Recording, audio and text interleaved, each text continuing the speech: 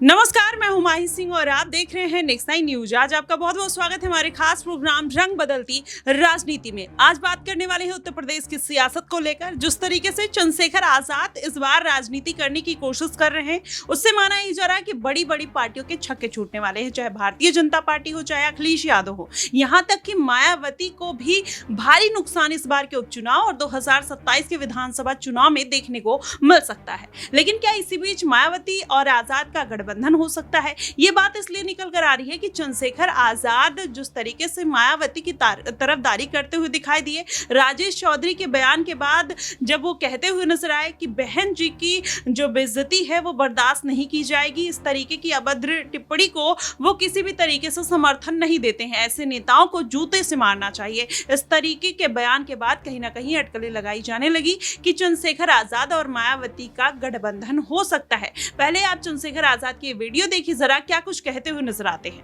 उसके बाद आज मैं धन्यवाद देता हूं और आपके माध्यम से, क्योंकि आज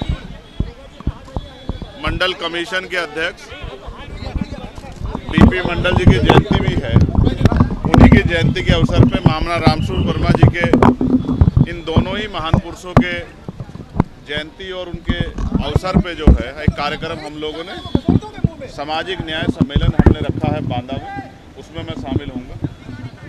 उत्तर प्रदेश में जिस तरह के हालात चल रहे हैं, उसमें जिस तरह से अखबार पढ़ने पे तमाम महिलाओं के साथ हत्याएं, रेप, चोरी, डकैती, भ्रष्टाचार की खबरें आ रही है, ये उत्तर प्रदेश की कानून व्यवस्था और जो गरीबों, कमजोरों, किसानों की दमन की राजनीति चल रही है, ये उसका सच है।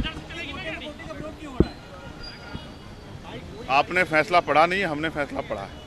हम ये चाहते हैं कि हम भाइयों की एकजुटता बनी रहे और उस एकजुटता के लिए अब हमने प्रयास किया है कि बहुत जल्द हम शेड्यूल कास्ट की सभी जातियों के लोगों के प्रतिनिधित्व को बिठा के उनसे वार्ता करेंगे।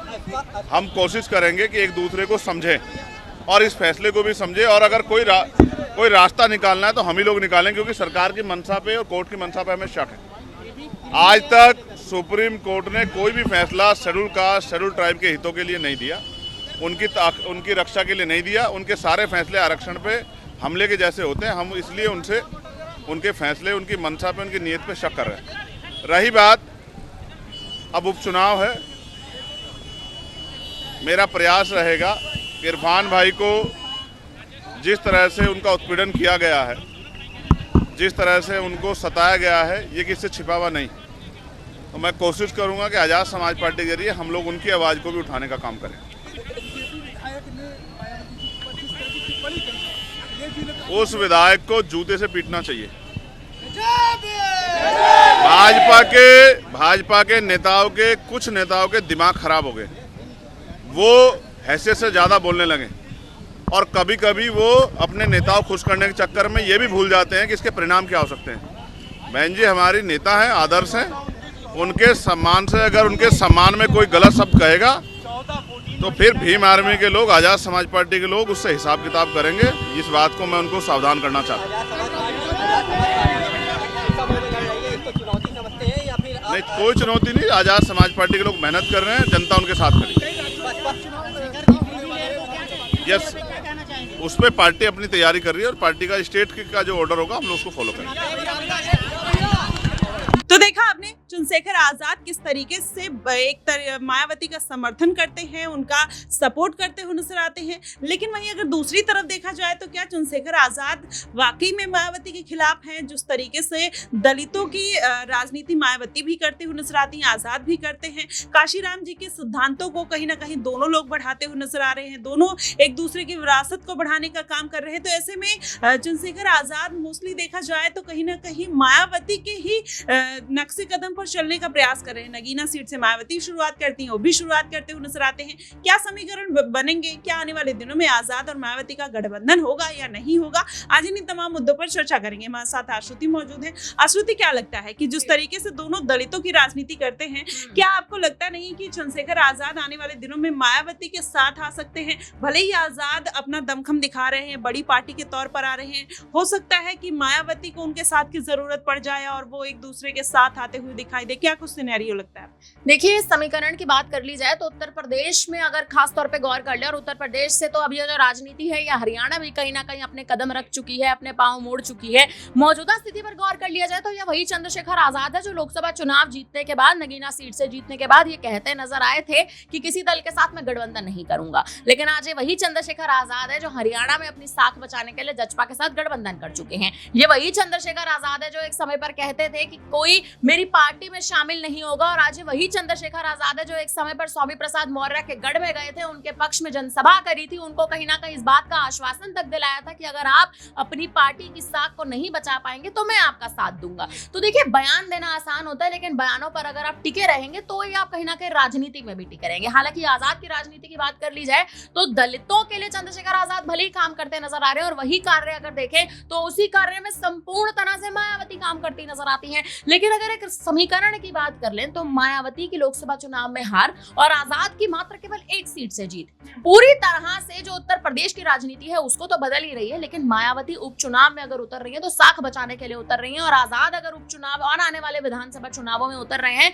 तो राजनीति को आजमाने के लिए उतर रहे हैं। जहां तक मुद्दा है गठबंधन का कि अगर आजाद और मायावती आने वाले समय में एक साथ आ सकते हैं, देखिए मुझे ऐसा लगता है अगर ये दोनों ही चेहरे, ये दोनों ही पार्टियां अगर एक साथ आ जाती हैं तो पहला मुद्दा तो ये कि मुस्लिम वोटर्स को साधने के लिए जो आजाद अकेले रणनीति बनाते नजर आ रहे हैं कि एमवाई वोटर्स को वो इस तरह से साधेंगे, उसको साधने के लिए उन्हें किसी अन्य दल की जरूरत नहीं पड़ेगी। यानी मेरा जो इस वक्त निशाना है या जो इस वक्त मुद्दा है वो समाजवादी पार्टी पर है कि अखिलेश यादव का साथ लेने की उनको जरूरत नहीं पड़ेगी। मात्र केवल मायावती के समर्थन के साथ ही, मायावती के कार्यकर्ताओं के समर्थन के साथ ही चंद्रशेखर आजाद एमवाई रणनीति के तहत भी वोटर्स को साधने में बखूबी अगर आप देखें तो सफल हो पाएंगे, और उसी के साथ साथ दलितों को साधने में दोनों ही कहीं ना कहीं कामयाब होते नजर आते हैं। लेकिन यहाँ पर अगर देखा जाए तो चंद्रशेखर आजाद मुस्लिमों की राजनीति करते हैं, मायावती भी करती हैं, और वहीं आजम खान और जिस तरीके से दानिश अली की तारीफ करते हुए आजाद नजर आए, उससे माना जा रहा है कि इस बार के उपचुनाव में उनको साथ सकते हैं। और वहीं मायावती भी पिछले लोकसभा चुनाव में, जो अभी लोकसभा चुनाव लेते हैं उसमें जिस तरीके से मुस्लिम प्रत्याशियों पर दाव लगाया था, उससे दोनों की जो राजनीति है काफी सिमिलर नजर आती है। तो ऐसे में गठबंधन के जो आसार है वो तो ऐसे ही नजर आते हैं,